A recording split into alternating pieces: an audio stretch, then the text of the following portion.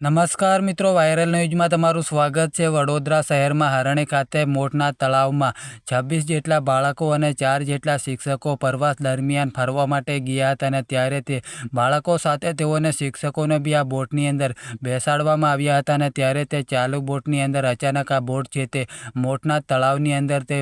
પલટી ખાઈ ગઈ હતી ને ત્યારે તે પલટી મારી જવાના કારણે 13 જેટલા બાળકો અને 2 જેટલા શિક્ષકોના પાણીની અંદર મૃત્યુ થયા હતા। આમ તો 16ની જગ્યાએ 34 લોકોને બેસાડવામાં આવ્યા હતા અને ત્યારે તે વધારે વજનના કારણે આ બોટ છે તે પાણીની અંદર ડૂબી જવાના કારણે 13 જેટલા બાળકો અને 2 જેટલા શિક્ષકોના ઘટના સ્થળે તેઓના મોત થઈ ગયા હતા। અત્યારે આ વડોદરા શહેરની અંદર મોટના તળાવની અંદર જે બાળકો ડૂબી ગયા હતા અને ત્યારે તેઓના માતા પિતાનું અંદર બી દુઃખદ ઘટના સામે આવી રહી છે કે આ બાળકો છે તે પ્રવાસ માટે ગયા હતા અને ત્યારે તે અચાનક બોટ ડૂબી જવાના કારણે બાળકોના મોત થઈ ગયા હતા। સમાચાર વિડીયો જોવા માટે ચેનલને સબસ્ક્રાઈબ કરી લેજો।